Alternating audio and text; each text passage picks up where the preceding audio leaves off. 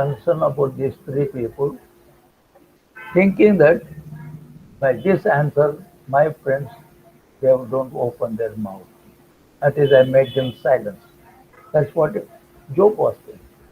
Unfortunately, the friends were not keeping quiet. That's what we see there. So in the 15th chapter, it opens with once again three friends started attacking Job. They didn't leave it. They, if you look very carefully, friends wanted to help Job, but not in a right way. According to them, they are doing right thing. But according to God, they are not doing any right. Because they never asked Job to join them or praying together. Or they are not leaving anything to the Lord God. Their consistent force for Job is only making him to realize that he is a sinner. He should ask for forgiveness, and Lord will heal him, and he will get his or whatever he lost, the worldly things, he will get it back. So it looks they're trying to help, but they are not helping in a right way. So let us look how these people, though they are sitting for days together with Job, though they are, according to them, they are trying to help Job, but they are not. When they heard the answer the concerning about the man from Job, now they started attacking once again. This is the second attack by these three people on Job.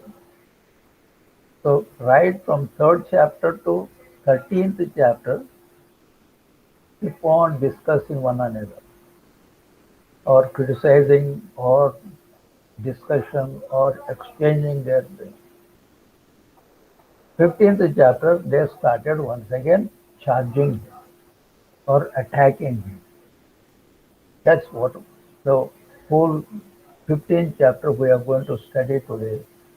What is these three friends, how they have attacked once again Job, what kind of charges they made against Job. That is the 15th chapter. They made many, many charges.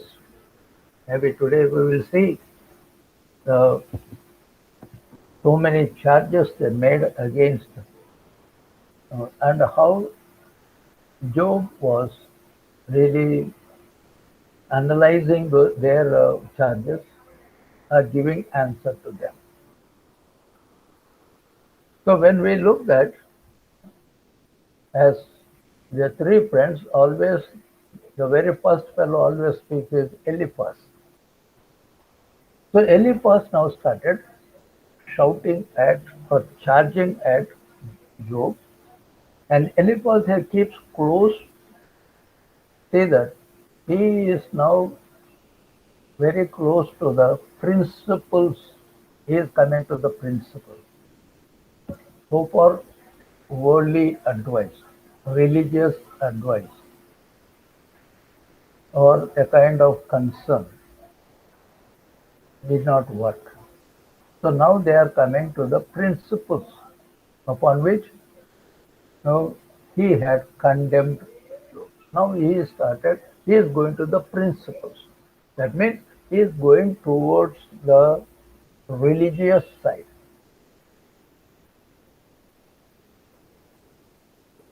Taking religion in their hands, they are charging Job. What kind of principles they have taken? I was just going through that. I got there are three principles Eliphaz used. The very first principle, he reproves him for justifying himself. That is, they didn't like the way Job justified himself. Look, I am not a sinner. Look, what you say is not correct. Look, I have not committed any sin. I know I am a righteous person. That's what the friends did not like it. They said that how can unrighteous person can become righteous? All men are unrighteous. How you can say? Can any good thing comes out of the wrong thing? So this kind of things we have already gone through. So when Eliphaz started condemning Job using the principle, very first principle he uses, he reproves him for justifying himself and also bringing so many evil things on. Look, since you are a sinner, these are the evil things which are going to be there in you, and these are the things which are going to make you to suffer. So, number one, he reproves. Using the principles to condemn Job, the very first thing is he reproves because he justified himself as righteous. He said, no, you are not righteous. So these are the evil things which are the things which you are going to suffer, and also the evil things which you are going to face in future. That's for the first. He reproves. Second, he persuades. That is the same. After reproving, he persuades. What? He persuades to humble yourself. Look, Job, it is enough now. Don't try to convince us. Don't try to justify yourself. Why don't you humble? See, they stuck to their own principle right from the beginning. Somehow they want to make Job to accept that he is a sinner and he should ask for forgiveness. That is the only point. They are very firm. That's why now he says that they are persuading. He said, why don't you humble yourself? You humble yourself before God and also feel you are ashamed of your what you are suffering. Why don't you accept? So reproving, persuading, that is a kind of principle they have used. Third principle is that he reads him a long lecture. So we see in this 15th chapter, so almost we see from 16th words to the end of the chapter, 35th words. They have given a long, the message about how wicked people are going to suffer. Why we call them wicked. So how the awful estate of wicked people. That's what we see. Who are going to be wicked people, who are going to have the, the real evil things which they are going to suffer. He said, those who harden their hearts. See, oh, Job, you are unnecessarily hardening your heart. Be careful. That means we are trying to tell you in the end how the kind of things which you are going to face. Guess what? And also how God is going to judge you. See, they have forgotten about themselves. That is how many Christians, we think we are righteous. We always judge people. We think we are very righteous people, holy people. And we want to help thinking other fellow is unrighteous, sinner. And we'll try to uh, help them telling about the judgment of the Lord God. Be careful, they make so many references. So many references. What is judgment? How many kinds of judgment? Be careful of it. Even I myself, because Jesus said, don't judge anybody. Don't judge. Jesus himself have come not to judge. In the first coming, Jesus himself, I have not come to this world to judge. I have come here to love people, to save people. I have not come to get served, but I want to serve people. These are the words of Lord Jesus Christ.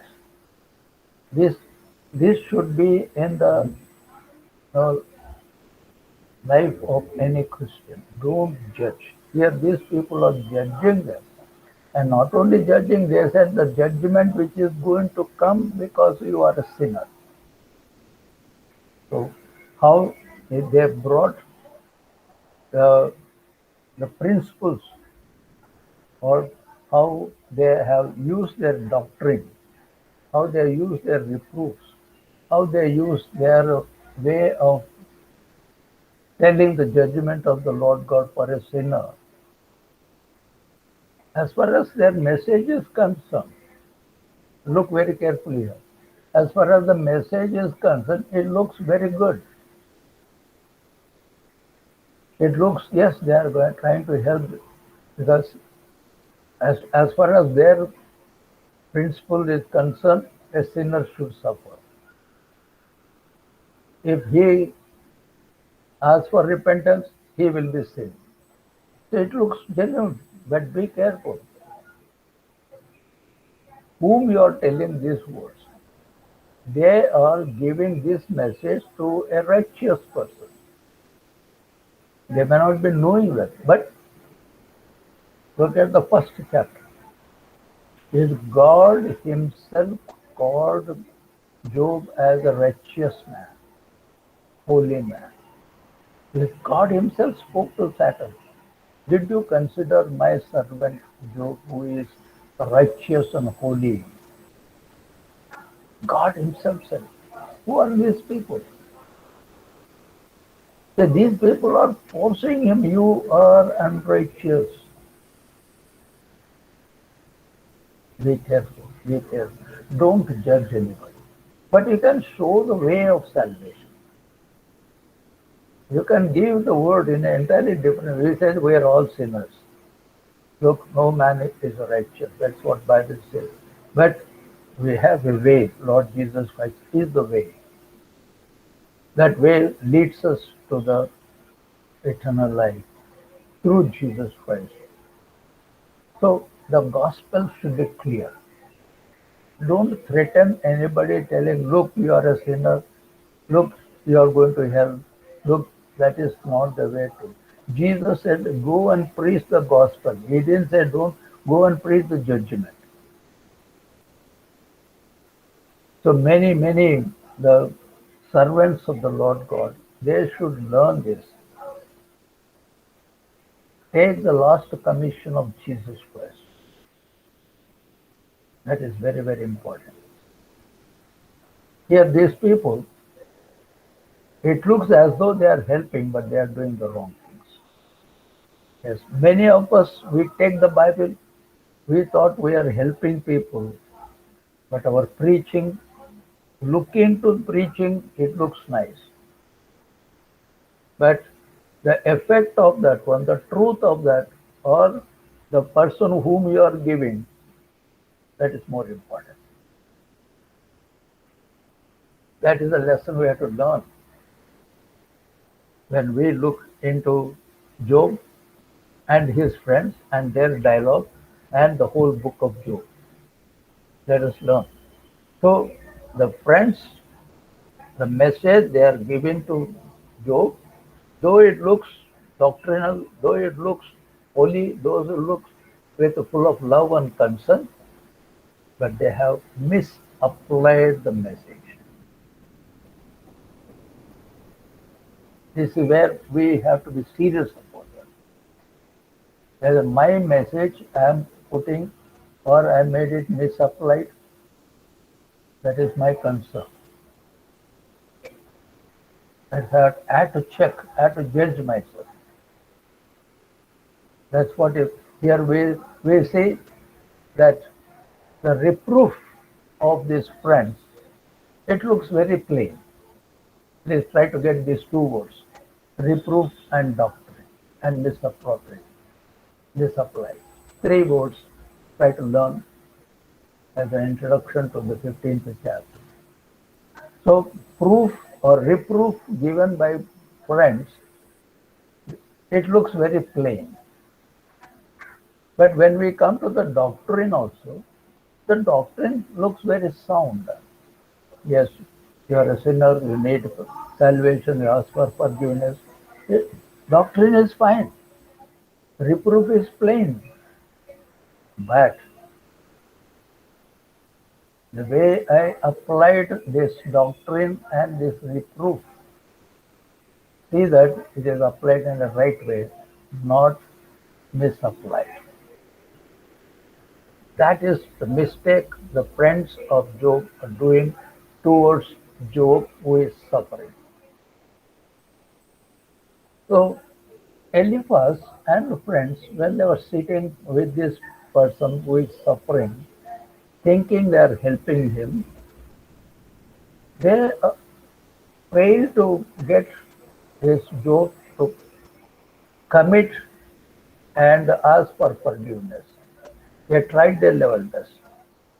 14 chapters they tried, but Job was very firm. He said, no, what you said is not correct. So now, since they failed to impress or failed to implement their idea, they have started charging Job. There are 6 charges. If you look 15th chapter, there are 6 charges made by these friends. I don't know. When I read it, I got these 6. Probably you may get even more. This is my limitation. Whatever I understood, I thought let me make, because they are charging the friends of Job, charging Job and making him to accept that he is a hypocrite. The meaning of hypocrite means inside you are not good, outside you are showing you are very holy. That is called the hypocrite. Jesus used this word many, many, many times. In his ministry, Jesus specifically used this word hypocrisy or hypocrite mainly for the religious leaders, mainly for Pharisees. That is a very, very dangerous word. So Jesus never used the hypocrites to a sinner. Jesus never used, because he loved sinners. But when he saw the so-called religious leaders or the high priests, these Pharisees, Jesus immediately used this word. Beware of these Pharisees. They are hypocrites. In fact, in Matthew, you can see 13th chapter, 14th chapter, several times this word hypocrisy has been mentioned. Be careful about hypocrisy. Jesus himself. So here, the friends of Job used that word. In the beginning itself, before Jesus Christ, in the beginning, in the oldest book of the Bible, they used, look, you are a hypocrite. You are not accepting your hypocrisy. There is a sin in you. You are just showing outside your religious nature. Yes. Why don't you ask for forgiveness? So the way they are attacking Job, that word attack, the Bible says they charged Job in different ways. So let us take today 6 charges mentioned in this 15th chapter. Very, very, very interesting. Though it looks, if you read the 15th chapter, actually you don't feel like reading. They say, what is that here? So only accusation, the same thing they're repeating. You are a hypocrite, you are a sinner, why don't you pray? Same thing. But look very carefully. It is the Bible. It is the Word of God. There's a purpose in writing that. Here, The main thing, 15th chapter speaks about how the so-called the friends or the religious leaders looking at the person who is suffering, how they charge many very big leaders also, or preachers also. Immediately, hey, you are a sinner. Hey, have you saved? Why don't you ask? You are a sinner. You are a bad fellow. You are evil. Then who are you to judge? This is what is happening here. These people, they are charging because the answer given by Job, because the way Job tackled them, the way Job was trying to make these people to understand that look, actually you are making me to suffer more. You are not making me to get relief. That they didn't like it. So they started chanting, since you fellow, you are not accepting, you are not ready to ask for forgiveness, you don't want healing, you don't want your riches to come back, now let us charge you. So very first charge, I just give the 6 charges, then go one by one. So he charges him with folly and absurdity. He charges him with a folly and absurdity. That means we see that you are wrong person. That is the first charge. Second charge, he charges him with impiety, no love, no concern. So he charges. One is they are telling you are a sinner. Second, absolutely no love. Though they are showing the love, it is not the real love. Of course, they thought they are loving, but the way they are dealing with things is totally wrong. And also, they are using irreligion way of cheating. They are misusing religion. Why? They said, look, you are a sinner, you ask for forgiveness. You are unrighteous man, ask for forgiveness. So they are using religion, but it has become irreligion.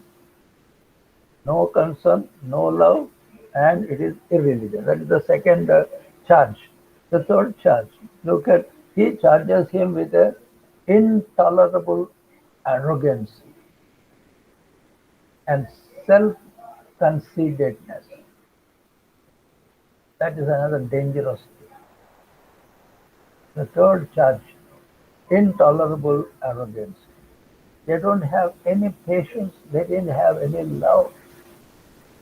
They think they are loving him, but that is not right. The fourth charge, he charges him with a contempt of counsels. Contempt of counsel. The way they are counseling him, the way they are comforting words, they are given by him and by his friends. They are very contempt. That means they are not right. The fifth one, he charges him with opposition to God,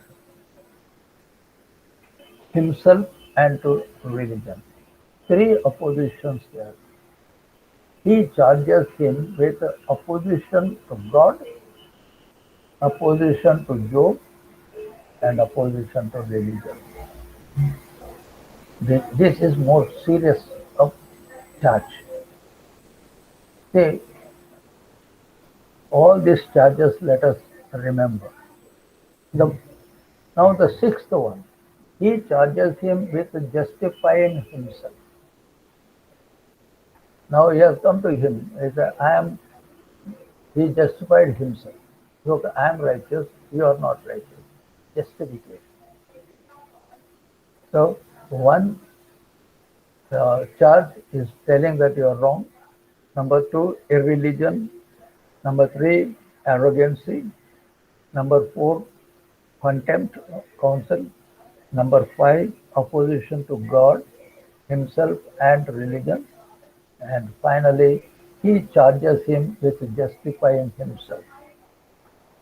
The sixth one, actually, a very long list of punishments given.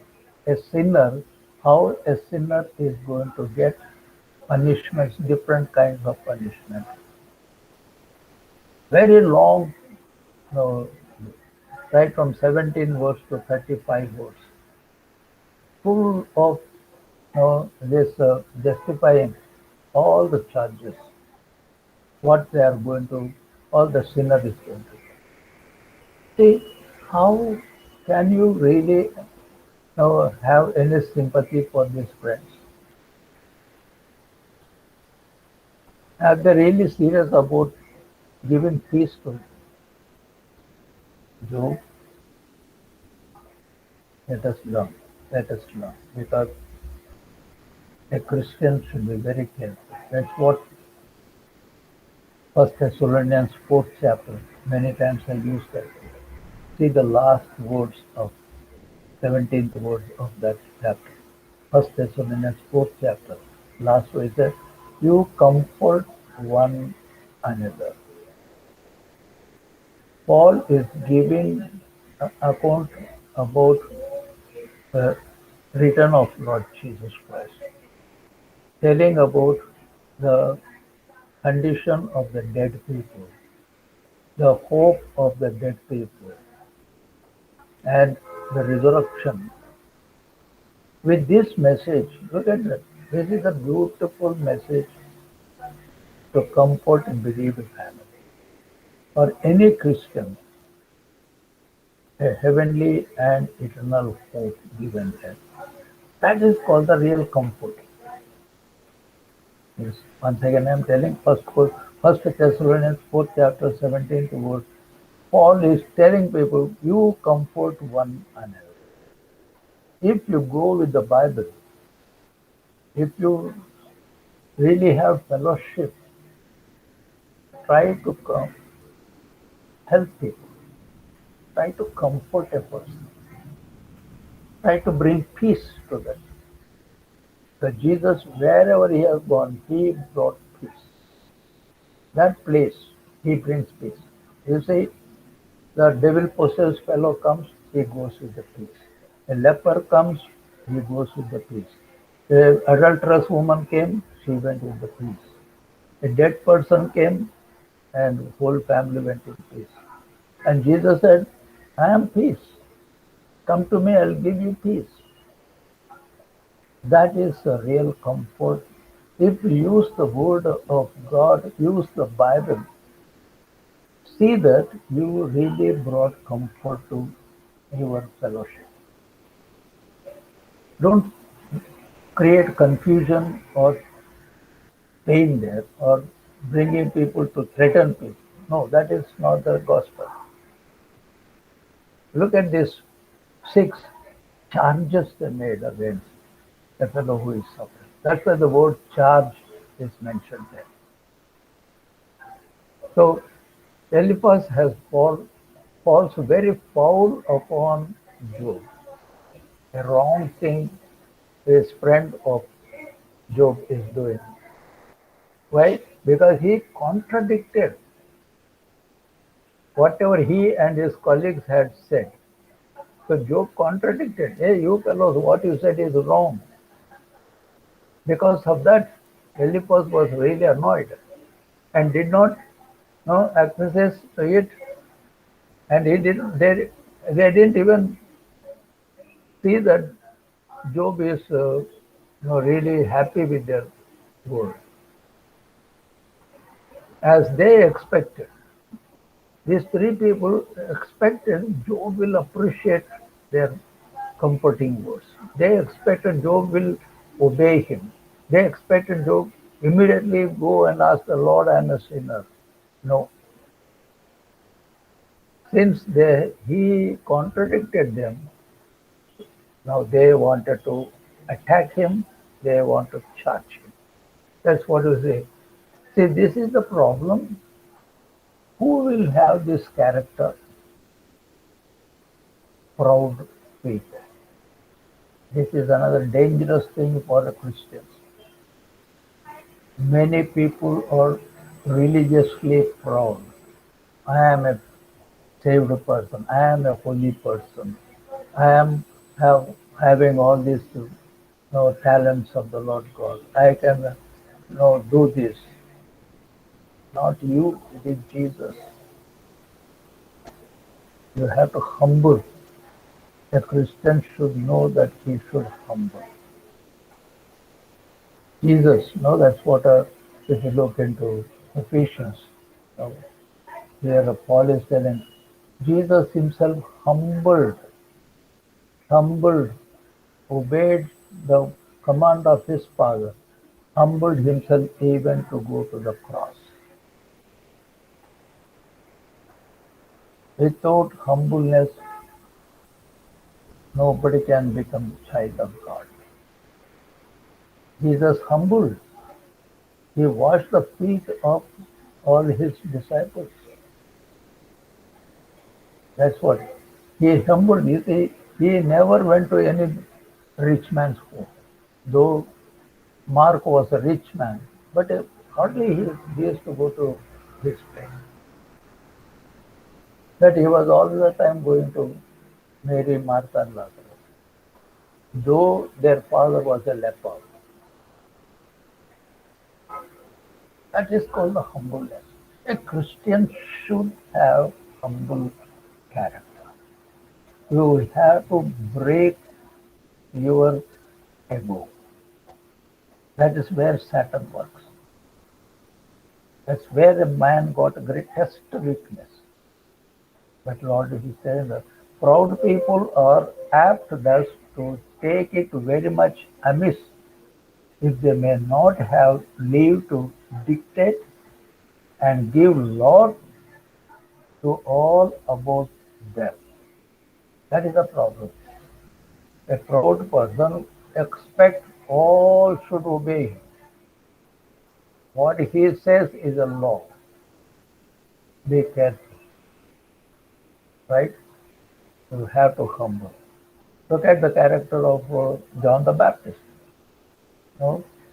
If you look into John first chapter, Gospel according to John first chapter. When John saw Jesus coming to him while he was giving baptism, when Jesus was approaching, what did John say that? I should decrease, you should increase. I am not eligible even to lose the lace of your shoe. My goodness. A person who is giving baptisms, how is he humble? How we will, if I brought him to the Lord, brother, I brought it. No, not you. Not you. It is the Lord Jesus Christ. You are only an implement, a tool in the hands of the Lord God. What you have done? What God commanded, you have done it. Go and preach the gospel. Gospel and the Holy Spirit change a person, not you. Yes. Yes. Somebody was telling, Lord, I don't want to die. I want to bring 1 lakh people to you. That's really, I really surprised to hear such. Who are you? You must say, I submit, Lord, you use me. That's it. Make me to understand what I should do. That is a humbleness. That's what we see here, how Eliphaz charging this man because of his proud nature. And he expected that whatever he used the religion in an irreligious way, expecting Job to accept and do according to his command. So when we see several great crimes, Eliphaz here charges. So many charges. I just took only 6 of them. And Eliphaz here charges Job only because he would not own himself a hypocrite. Somehow he wants to make Job accept that he is a hypocrite. Why? Why he expects that Job should accept he is a hypocrite? Because he is telling, I have not committed any sin. I am righteous man. I have not committed. But these people said, you have committed sin. Outside you are showing you are righteous. Why don't you say you are a hypocrite? Which Job did not accept. No, he said, I am not a hypocrite. That's why. Let us look now what are the 6 charges Eliphaz put on Job. Very first one, he charges him with folly and absurdity that he had been reputed a wise man. That is the first charge. Look, you are thinking you are very wise. He had now quite forfeited his reputation. Anyone who would say that his wisdom had departed from him. See how he is. You fellow, you are thinking very wise. You are thinking that you are very religious. You are thinking that you are very holy. Let me tell you, that is not right. Your reputation is not good. Anybody can say, only you are thinking you are very, very knowledgeable man.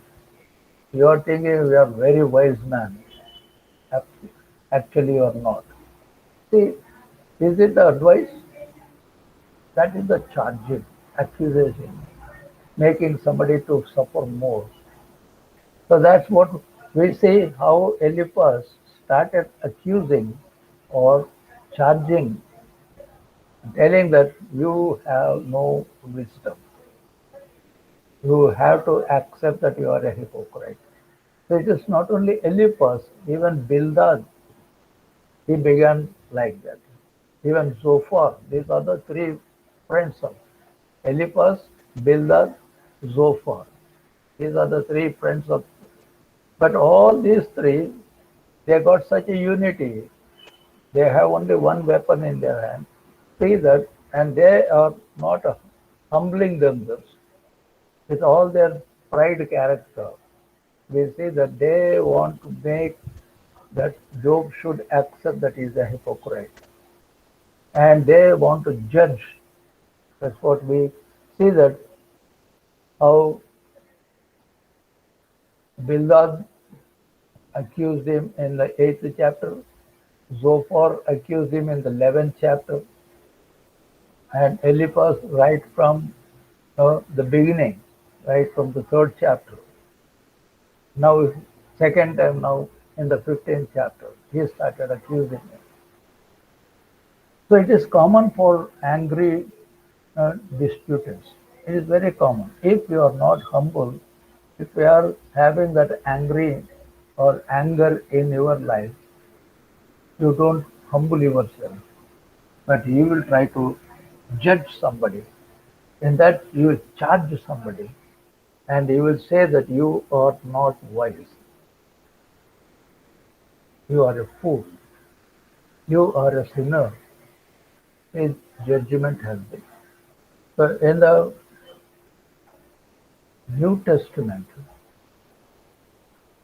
Jesus himself said that don't call anybody a fool.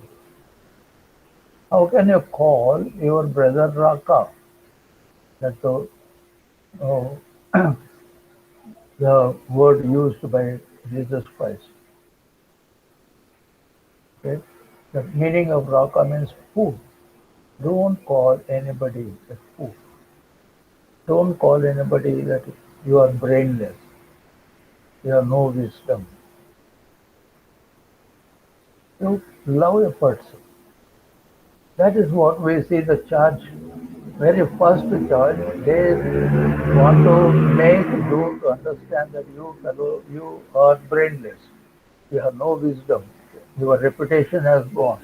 That is the first thing here charge, first charge, accusing him, making him to telling that don't say that you are a wise man. So in this first charge, we see different parts there. Number one, first, first charge, as we what is that there is in this world a great deal of vain knowledge. So for the first charge, they said, you have no wisdom, you have no knowledge, you are a fool, you are useless. So be careful. So in this first charge, different parts are there. Number one is this world, a great deal of vain knowledge is there. So don't be after worldly knowledge. Biblical knowledge, biblical wisdom, heavenly wisdom is not connected to the worldly knowledge and worldly wisdom. Yes, people say you're very worldly wise. Be careful, very smart fellow. But don't misuse that your smartness. That's what he said, that there is in the world a great deal of vain knowledge. Don't try to increase your vain knowledge. And one day we have to leave this world. That's what. So falsely so called that it is this vain knowledge is useless. First of all, worldly knowledge is useless because worldly knowledge, worldly wisdom will take you away from the Bible. So it is the worldly language is vain knowledge. It is a useless knowledge and it's a worthless knowledge. So do you know these friends are thinking based on this? No, the worldly knowledge they are calling Job as your wisdom is zero. Actually, their knowledge is vain, worthless and useless. Number two, that this is the knowledge of that which puffs up. That means you yourself will puff up. That means you think that you are very great. That's what these people are thinking that we are great. That's why we are not suffering. See, the knowledge that puffs up, be careful. That means no humbleness. With which men swell in a fond conceit of their own accomplishments. They think that is where this worldly knowledge will puff you up and thinking that you are great. So humbleness disappears without your knowledge because of the vain knowledge, useless knowledge, worldly knowledge. Be careful of that. Many people, oh, he is very intelligent, highly intelligent. Oh, the way he thinks, the way he does plans is really good. Good, but who gave you that wisdom? That you have forgotten. That there itself your ego has come. Everything should bring glory to the Lord God. You always say, by God's grace, I got this wisdom. By God's grace, I can understand the things. By God's grace, I can give the word of God. By God's grace, not yours. Once you put your wisdom, it is a vain knowledge, vain wisdom, worldliness, useless, worthless. That's what these people, using worldly knowledge, useless knowledge, they are charging Job, telling that you don't have any wisdom and your reputation has gone. So in that first charge we saw, first is about the vain knowledge. Number two, that vain knowledge will puff up. Number three, that whatever vain knowledge a man may have in his head, if he would be thought a wise man, he must not utter it. I hope you have got it. If I am a wise man, I should not tell others I am a wise man. If you are an intelligent man, you should not say that I am very intelligent. Let others say that you are intelligent, clever. Some people They keep on, the English word said they will beat their own drum. And people say, don't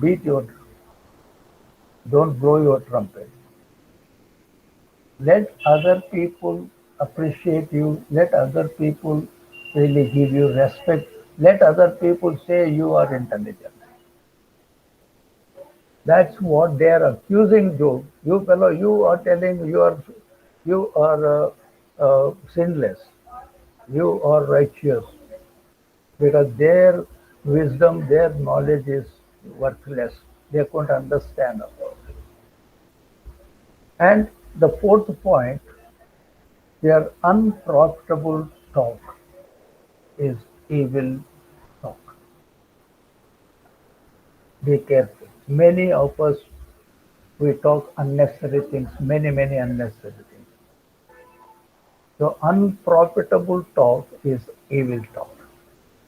That's what we use the word gossip.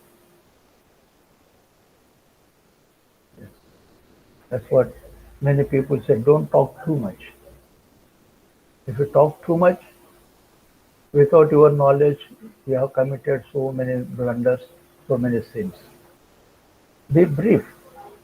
See what the book of Proverbs says that a wise man never opens his mouth.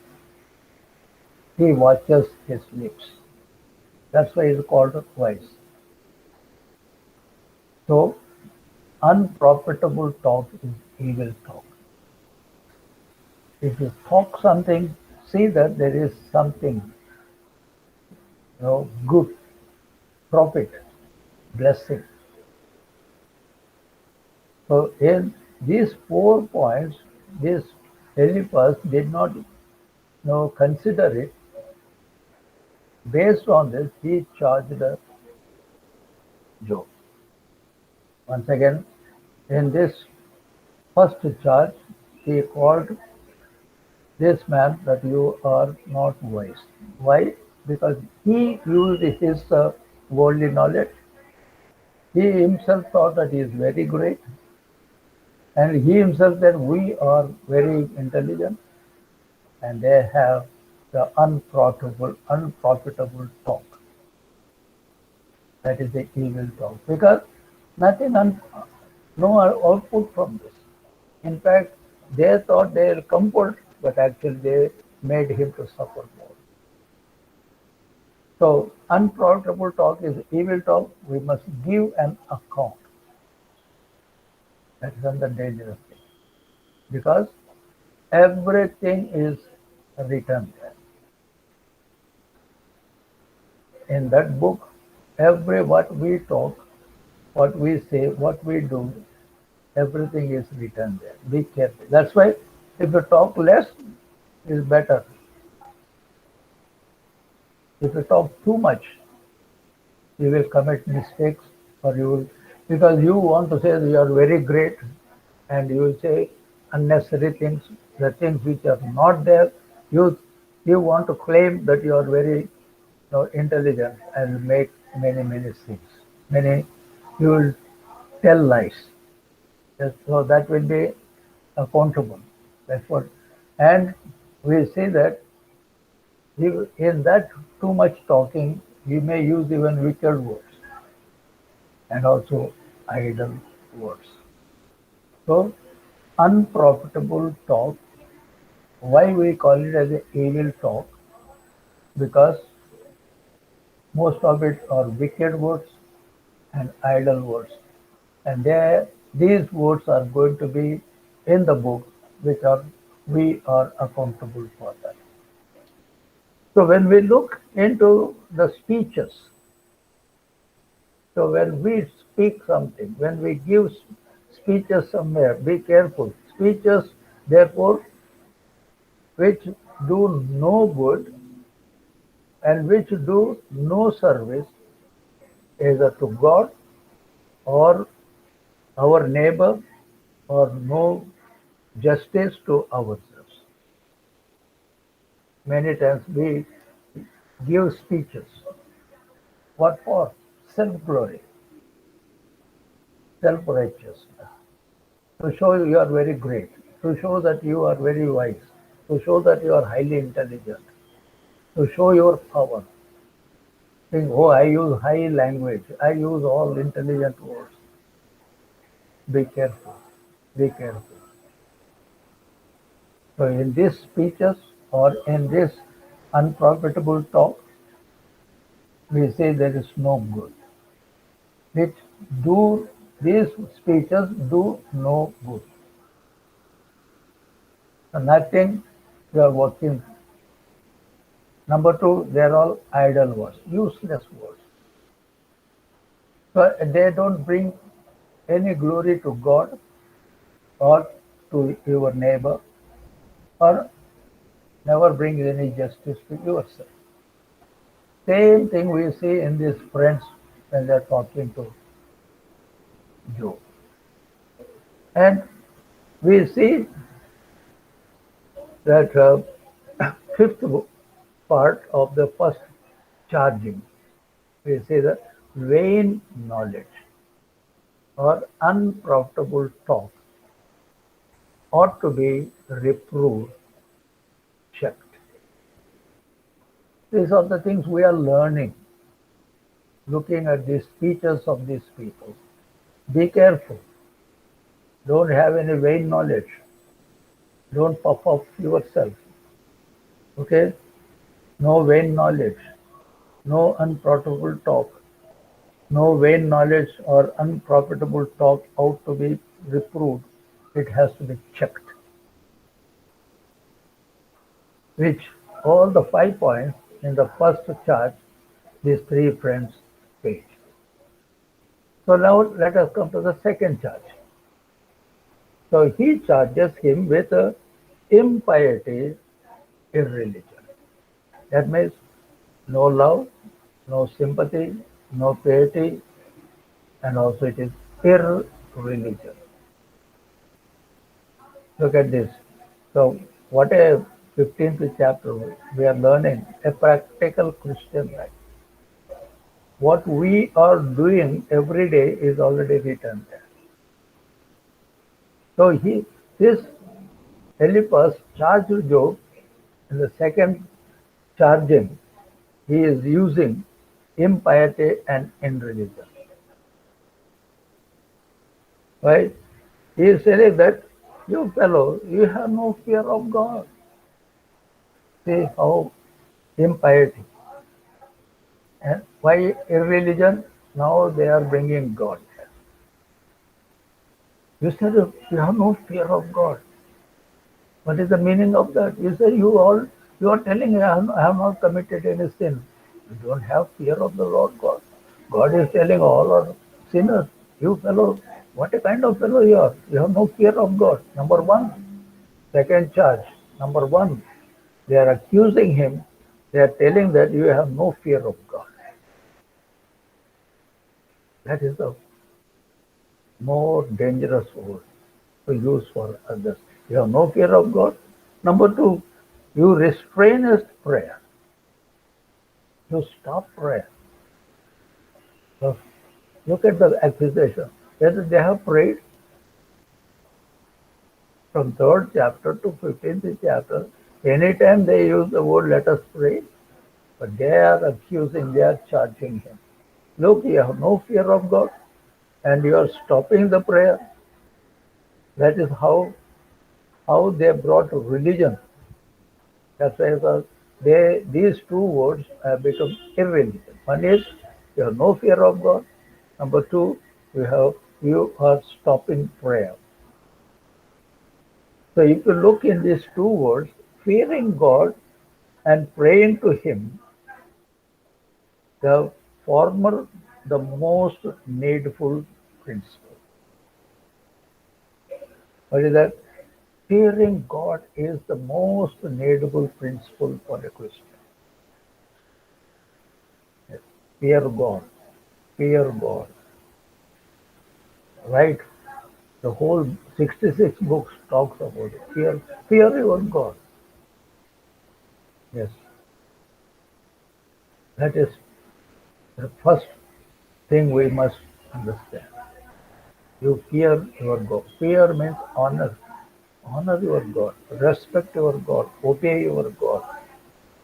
That's what here the most needful principle is the fear of God. And then the prayer is the most needful practice. The principle and the practice should be there for a Christian. That is what they are charging. You fellow, you have no religion. You have no fear of God. You have no prayer life. And you never prayed. You are stopping prayer. These are the principles. These are the needful principle and needful practice for you, not for us. Right? That's a preaching and teaching for others, not for us. That's where the great mistake comes. The fellow who preaches, he said, I am telling to others, not for me. First you practice and then you preach. Otherwise, others will go to heaven, you will remain here. Be careful about that. So follow this principle, fear of the Lord. Follow this practice, practice prayer. If it is not there, let us practice that. Let us let us know that these two things are needful for a Christian life. Where this man using this kind of religious thing in an irreligious way and not showing the love and pity, they are accusing Job. That's what we see. The no fear of God is not good. Yes. Fear is very, very important. Yes, even the devil afraid of God, fear of God. No, if you look into second chapter of James, he said even the devil will have fear and shiver. He will shake hearing the name of Jesus Christ. Even the devil. But we don't have fear of God. That's what this man accusing Job using irreligious words, not having any concern or love and pity. They are saying that you have no fear of God. That's why you are suffering. So in a Christian life, two important needful things are there. One is the fear of God, and there is a prayer life. That is very, very important. Let us learn from that. So, where no fear of God, that is not good in a Christian life. It is not to be expected. And those who live without prayer certainly live without God. Why? What is the prayer? Prayer is you are talking to God. Prayer is making a fellowship with God. Suppose if I am not praying to God, that means certainly a prayer certainly will live without God. That's, that means no contact, no relationship, no friendship. Be careful about it. So those who restrain prayer,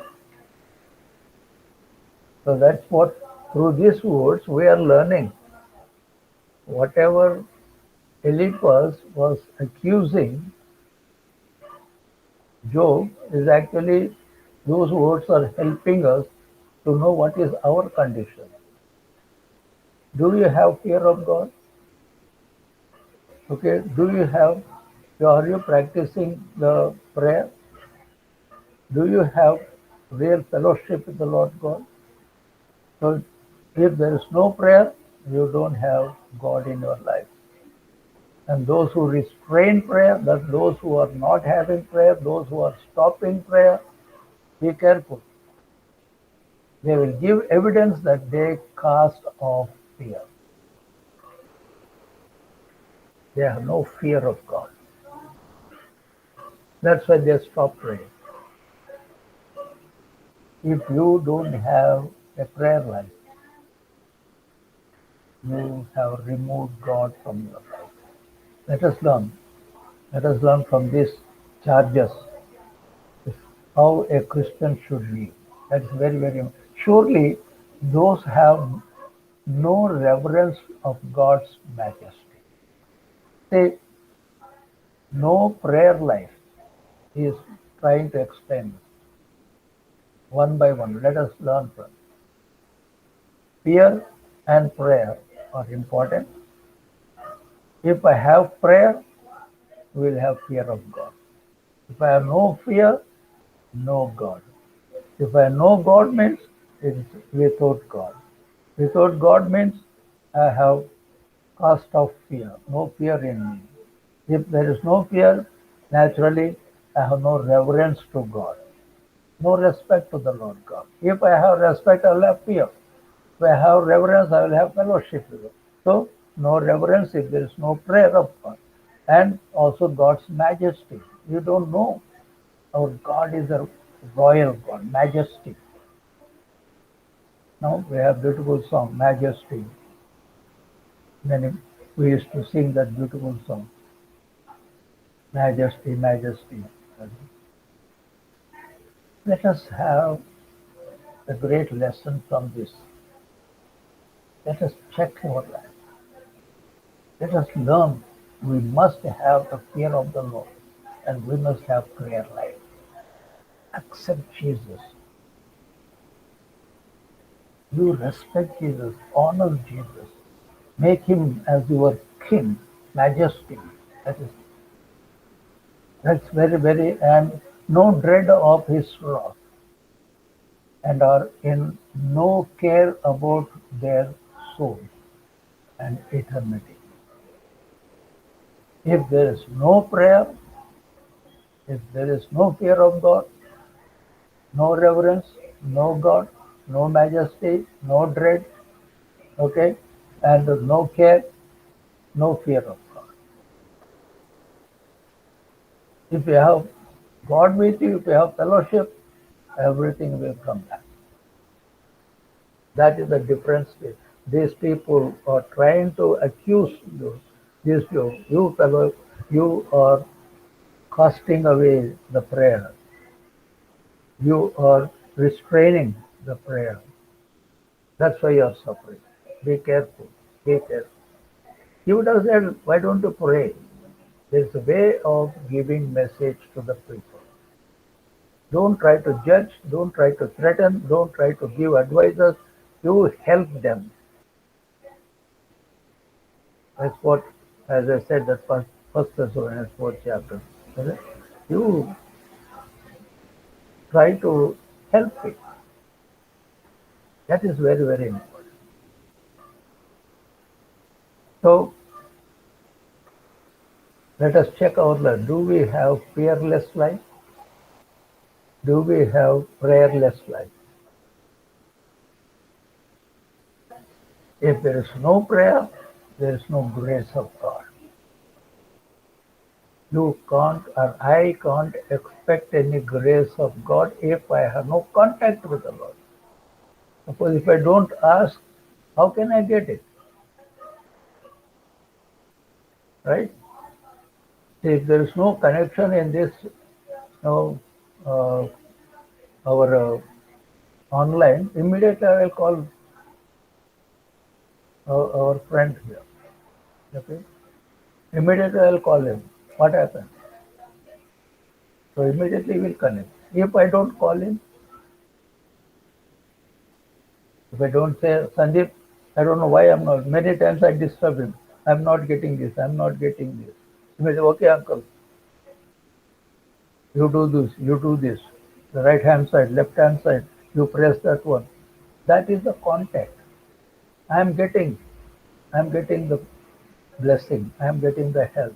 The grace I'm getting because of the contact.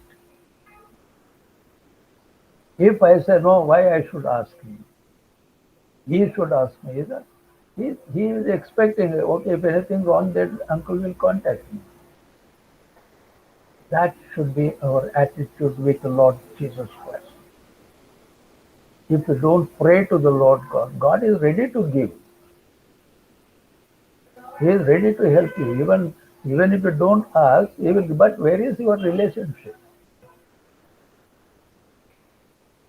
Let us learn very carefully. The fear of the Lord is very, very important. Right? That's what the book of Proverbs says. However, the fear of Lord is the beginning of wisdom. The fear of the Lord will make you rich. The fear of the Lord will give you long life. You read that book of Proverbs. Who wrote that? The greatest, wisest man in the world. He talks about the fear of the Lord God. Who am I? He said, I don't fear him. I'm not. I don't want God. Yes. No grace, no love, no blessing. Excuse me. So let us learn from these second charges that we must have contact with God. We must have the fear of God. We must have a practice of prayer, which will bring all the grace and power. Otherwise, I lose everything. That is the second charge which Eliphaz is putting on you, fellow. You are not having fear of God. You don't have a prayer life. So Eliphaz charges this upon Job. What? And that which was his own practice. He thought that Job talked of God with such liberty as if he had been his equal. See how they are accusing. You fellow, you think that you are like a God. You are equal to God. The way you are told. Why? You said I am righteous. I am holy. So you are keeping yourself equal to God. See how people interpret. That's what Eliphaz is accusing. A charge. Irreligious charge. He said that your problem is you have such a liberty that you are making yourself equal to God, and that he charged him so vehemently. So Eliphaz is charging him so vehemently. He's accusing him so bad, no? And charged him so vehemently with hard usage of him, and challenged him so often to a fair trial that he had quite thrown off all religious regard to him. This charge was utterly false. So finally, by reading all those things, our way of understanding this, Eliphaz is totally wrong. His charge was utterly false because unfortunately Job did not have all these characters. So these people are imposing on him. And also we see that as that which others would infer from the doctrine he maintained, if this be true, that's what Eliphaz is saying. If you think you are very righteous, if this be true, which Job says that a man may be thus sorely afflicted and yet to be a good man. See, Eliphaz is, you fellow, you are telling that even a bad, a righteous man will suffer. That's what you are telling. Is there any truth in that? Is there a, do you think, is it true? I have not seen such cases. That's what, if what you said is true, that even righteous person will suffer, has to pass through this one, then he said, now farewell to religion. I don't require any religion. Because if I, whether a good fellow or bad fellow, both are suffering, then why I need God then? So let us say farewell to religion and farewell to prayer, farewell to prayer, fear of God. Not necessary these things. If what you say is true, but be careful. See how false accusation. That's what. And if all things come alike to all, and the best men may have the worst treatment in this world, everyone will be ready to say that it is vain to serve God. Quite true.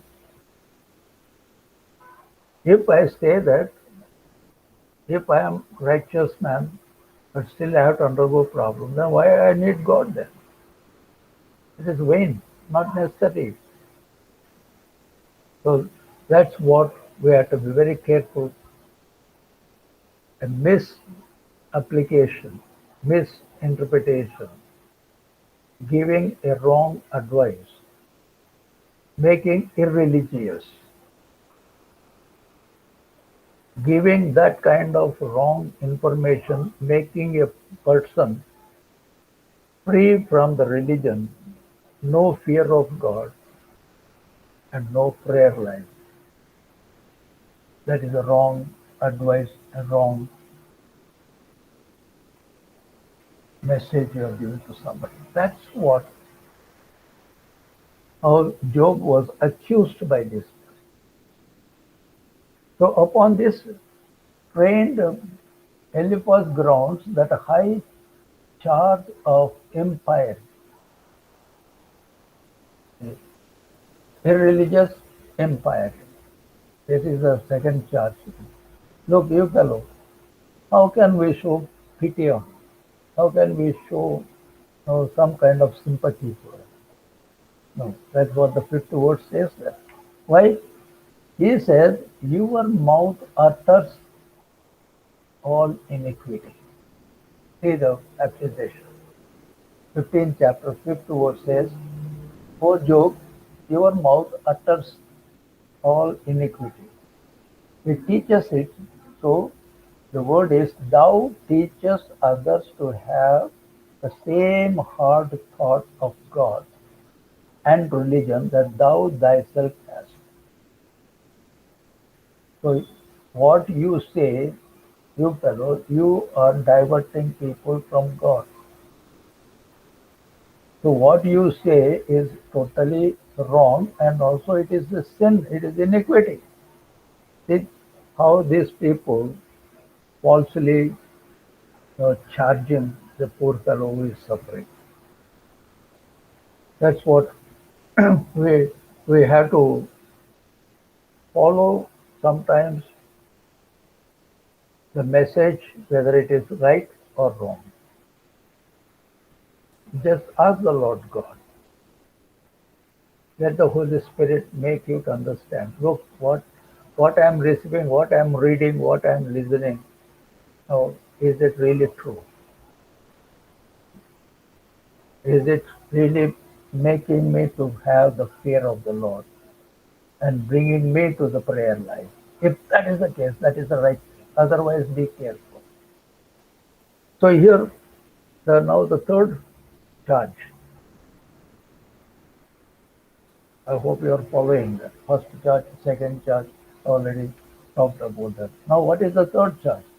The third charge him with intolerable arrogance. See how they are really charging this poor fellow. He charges him with intolerable arrogancy and self-conceitedness. It was just a reasonable, modest demand that Job had made. Let us be careful of that. Let us watch our way of talking.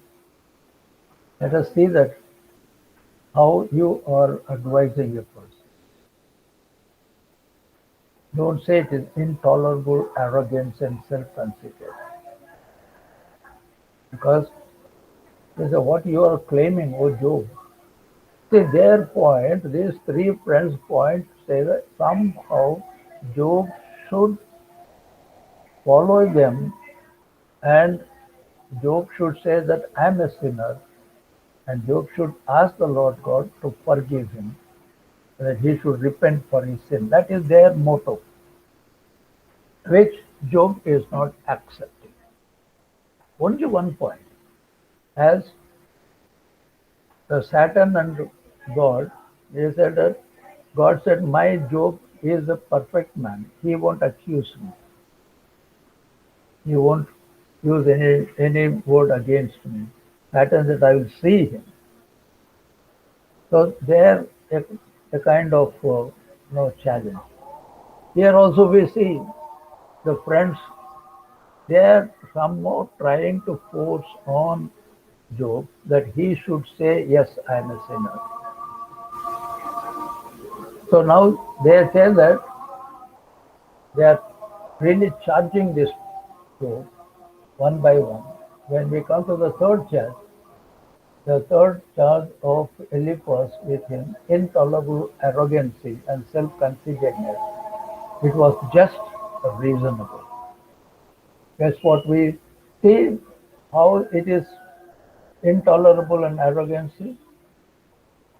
We see in length of acquaintance with the world.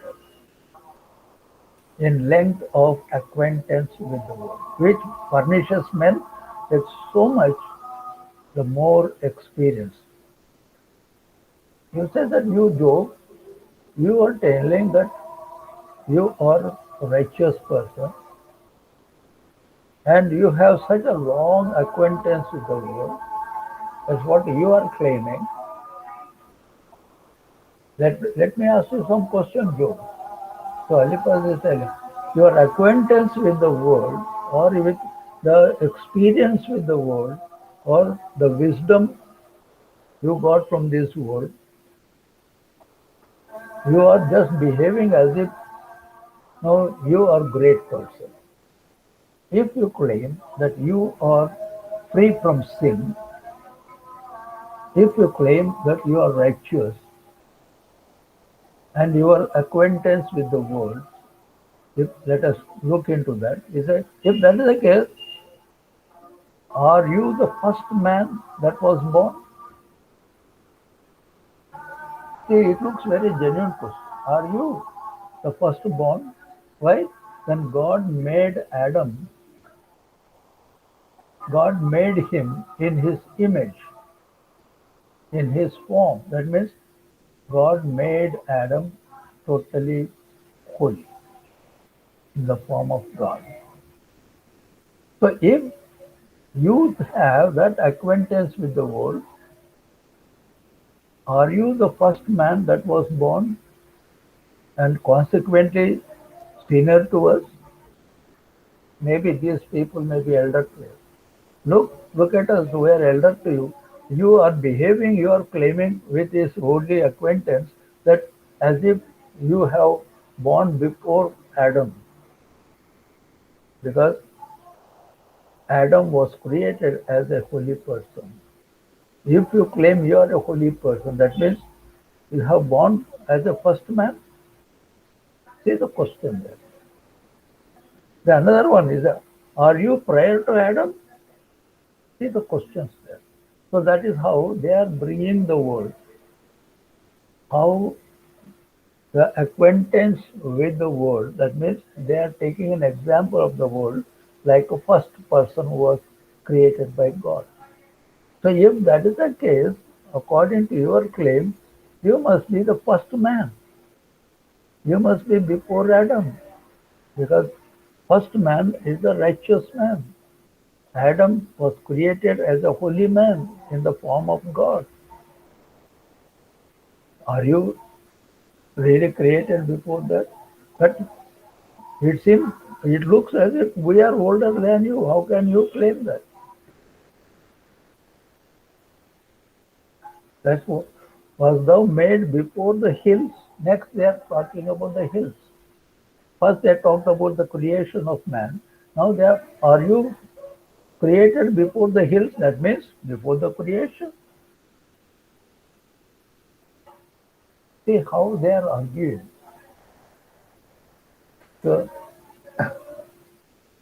are you know more of the world than any of us to do today?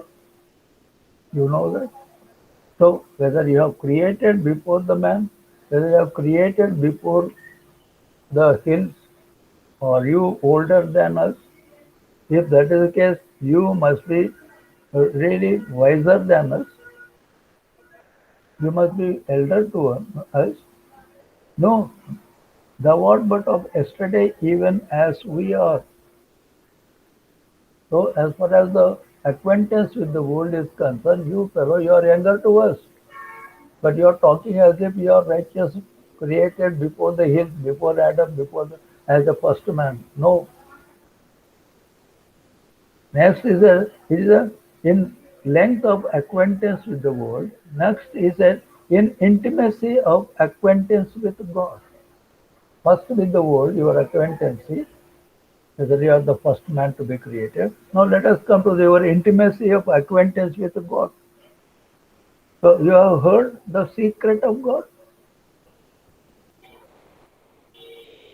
Come on, you tell me. You are claiming you are righteous. You have heard any time the secret given by the Lord God? No. At present, even why you are suffering that secret also you don't know. So you pretend to be the cabinet council of heaven as if you are a great man in heaven. How is that? What are you talking? So his charges is intolerable arrogance. And also as assuming to himself such knowledge as none else had. You fellow, you have a big mouth. You are claiming that you know everything. Not only knowing everything, you fellow, you are challenged that I know you more than what you know. You said that. Okay? As far as the creation world is concerned, are you before that? As far as God is concerned, whether God has given you any secrets. Now let us see whether your knowledge, your wisdom, is it more than us? You are elder to us, younger to us, and you don't have such a knowledge. We have more knowledge, but you are claiming, you are assuming yourself, and then as opposing the stream of antiquity, a venerable name under the shade of which all contending parties. So you say that you have all the old things. That means more knowledge, more wisdom, and you have acquaintance with the old wisdom and the old things. Is it true? That's what he said that. But we have gray hair. You don't have gray hair. We must have more acquaintance with the no antiquity, not you. So how can it be? Why you are claiming so many things? So these people, unfortunately, they are harassing this Job. They are bringing so many factors. Now the fourth charge, okay, he charges him with a contempt of the counsels and comforts that were given him by his friends, or the consolation of God small with the Eliphaz takes it. Job did not value the comforts. That's what Eliphaz is now coming to the fourth charge. The consolation of God. Is it very small with thee? That means God is not concerned about you. God is not giving any value to you. God is not giving you much comfort to you. That's what they are trying. Is there any help from the Lord God? So, if there is any consolation, that should come from the Lord God. Since there is no consolation from God, we are suffering. See how they are connecting it. So the consolation of God are not in themselves small. The consolation is always a divine comfort, which is a great comfort, a comfort which is from God, whereas you are not having that comfort. How can you claim you are talking that as if you are elder to us, you are more wiser, and you are righteous, or you are no, very righteous man? You don't have any consolation. There is no consolation of God. So how can you claim that? Uh, They are trying to put Job in trouble. So let us come to the fifth charge. He charges him with opposition to God, himself, and to religion. See, now he is coming to religion now. See, he has taken a personal life, he has taken the creation, he has taken with the God. Now he is coming to the religion, the opposition to God himself and to religion. Let us look very carefully. Why does thy heart carry thee away into such indecent, irreligious expressions? See, what kind of accusation? To look into 15th chapter, 12th and 13th verse. Please look. This is the word in the Bible. Why does thy heart carry thee away into such indecent, irreligious expressions? Every man is tempted when he is drawn away of his own lust. See how they are connecting his life to God's word and the religion. He said that every man is tempted when he is drawn away of his own lust. It's written in James, first chapter, 14th verse. That means a sin is because of your weakness. If there is any temptation, that temptation is because you are drawn yourself to that lust. You have gone away from the Lord God. So now you tell me whether that kind of lust you have, that kind of no sin you have, where you have been taken away from the fear of the Lord God. Because of that you are suffering. So if we play out from God and our duty, or fly out into anything amiss, it is our own heart that carries us away. That is the meaning of James first chapter, 14th verse. Out of your the lust or temptation to your lust, you have drawn away from the Lord God. That means when you are going away from the Lord God because of your temptation. So if you look into your religious capacity, I think because of your lust, you have been taken away from the fear of the Lord God. And you are trying to accuse us. Eliphaz is now telling you are trying to accuse us, telling that you fellows, you are wrong. I am right. I am not a sinner. I am having close association with the Lord God. So even the righteous person can suffer. So don't make an accusation, I am suffering because of righteousness. And I need not ask for forgiveness because I have not committed any sin. That made these three people really, really annoyed. And they are using all kinds of things. That means the whole 15th chapter. How they are pouring out all their accusations and charges against him. And in a different one is the world, another is religion, another is God, another is prayer, another is the fear of God. See, different kinds of things they are accusing him. They are really charging him in different ways. And the sixth charge they are bringing is in which he charges him with justifying himself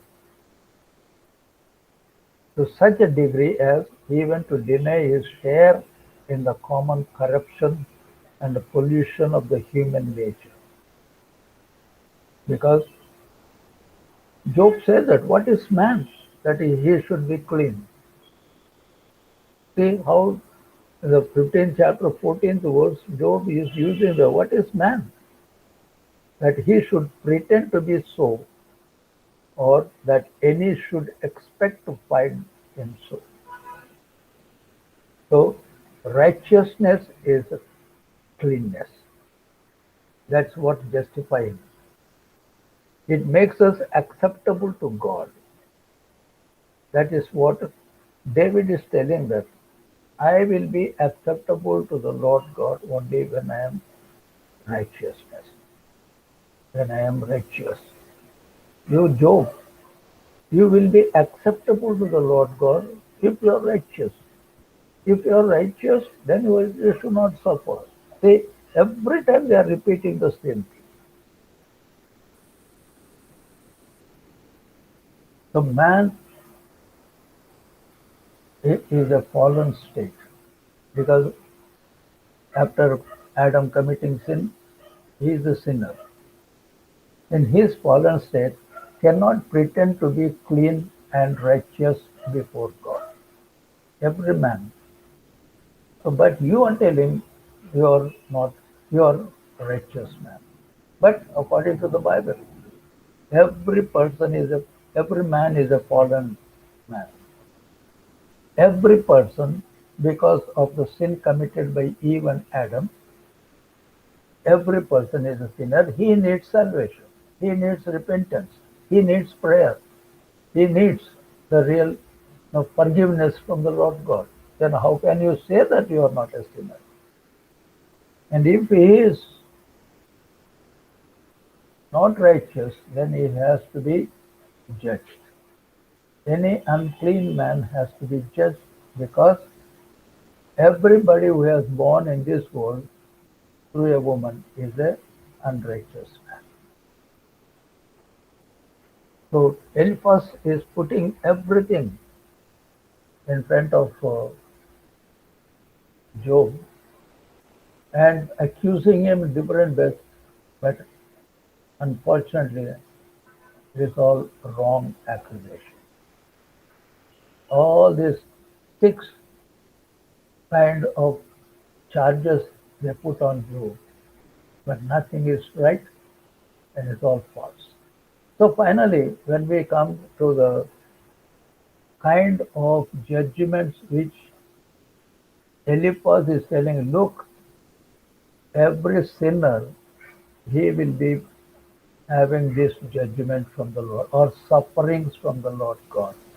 He has to be judged like that. And every man in his wickedness, they have to suffer because he's a sinner. So now he is telling, let us see how now Eliphaz is describing sinner who lives thus miserably. So now he is threatening Job. Look, every sinner, he has to suffer. Let me give you a list of sufferings. Now he is saying he does not begin with that, but brings it in as a reason of his doom. It is no ordinary sinner, but one of the first rate, an oppressor, a blasphemer, a persecutor, one that neither fears God nor regards man. He is a sinner. How he is going to suffer? Let us see now what is the miserable condition of this wicked man. So because his inward peace is continually disturbed, that is the first suffering. A sinner doesn't have peace because his own conscience accuses him. That's very true. I can bluff, I can tell lie to him, but inside my conscience, I cannot bluff. That's why there is no peace. So that is the first thing. Our inward peace is continuously disturbed because of my conscience is all the time pricks me that I am a sinner because I have committed such and such sin. So he is continuously uneasy. So a sinner, very first thing, what kind of suffering? Very first thing, it starts from inside. A sinner suffering starts from inside. The very first thing is no peace. And your conscience will constantly pricks that you have committed this sin. That's what is. Now, second one, he said he is vexed with the uncertainty of continuance of his wealth. Second, he is vexed because the number of years is hidden to the oppressor. He knows whatever he pretends that they will not last always. That is the suffering. And thirdly, he is under a certain fearful expectation of judgment. He is always under a certain fearful expectation. That's what a sinner. Number one, inside your consciousness. Number two, you are vexed. Number three, in you have a fearful expectations. Anytime anything will happen. A clear example is Cain. Let us take the fourth chapter of Genesis. Cain, how he will have continuous fear in him when he committed sin, when he murdered his brother Abel. God has put mark on his forehead. He said that wherever you go, people will trouble you because you have sinned, you have murdered your own brother. So wherever Cain goes, that's what we see that he left that place. He has gone to such a place called Nod. He went with such a commotion, with that guilt, with that inside no peace. Inside that conscience is telling you have murdered your brother. And he got a constant fear because God punished him, cursed him. Wherever you go, people will be after you. The fear came. That is all. Fear came for Cain. That's why he has become a nomad. He cannot stick to one place because of his inner conscious pricking, making him not to have peace. That is a condition of the sinner. So the sinner will always go with that kind of tension and always looking at his life from inside life. Now, like you, Joe, you can see external suffering. The way you are suffering now, inside suffering because of your sin, outside suffering as the output of your sin. It is sin who got this curse from the Lord God. So a sin will make a person to suffer inside and outside as long as you are living in this world. And sin will continue even after the death. That means your sinful attitude has already been written in the book, which is going to be opened at White Throne Judgment. So there is no end. Whether it is good or bad, it will be continued even after the resurrection. Whether it's first resurrection, whether it's second resurrection. What we have done when we are living in this world will be carried to the resurrected bodies. If I am in the Lord God, the goodness will take me into the rapture and my deeds will get me a good reward. If I am a sinner, died as a sinner, so in the white throne judgment, in the book I will read all my wicked things. I'll be getting the only one reward, that is going to the hell. That is what the sin always brings the problem. You,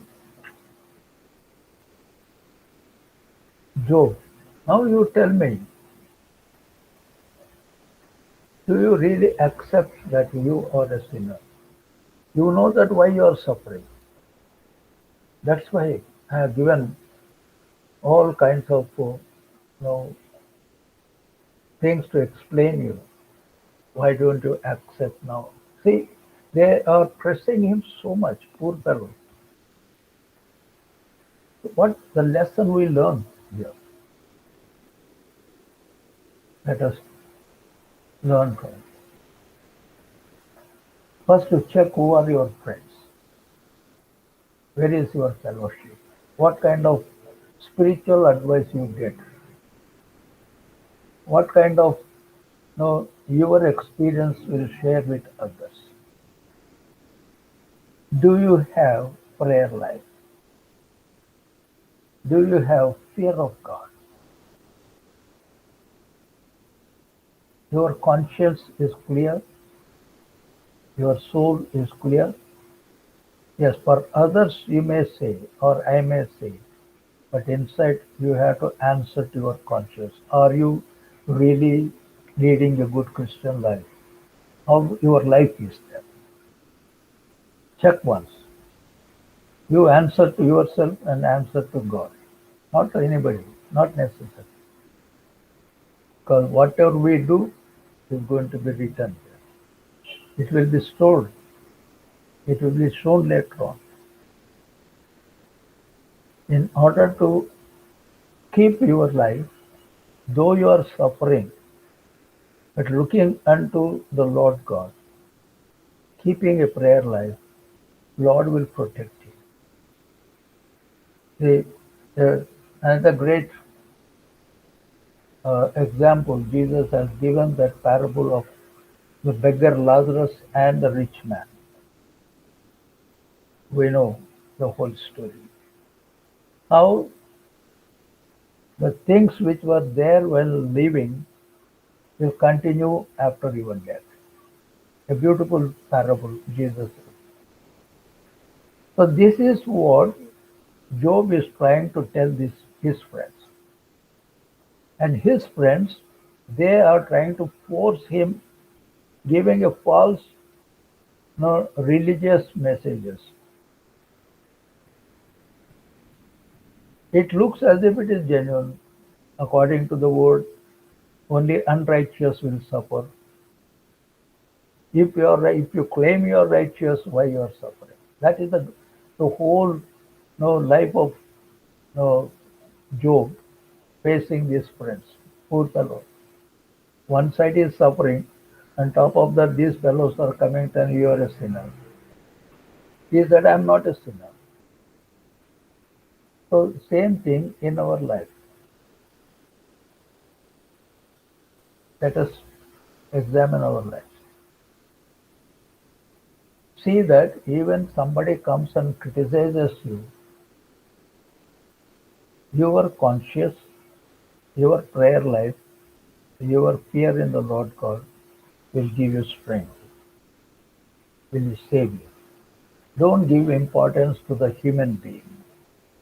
You give importance to the Lord God and see that you are really having the real prayer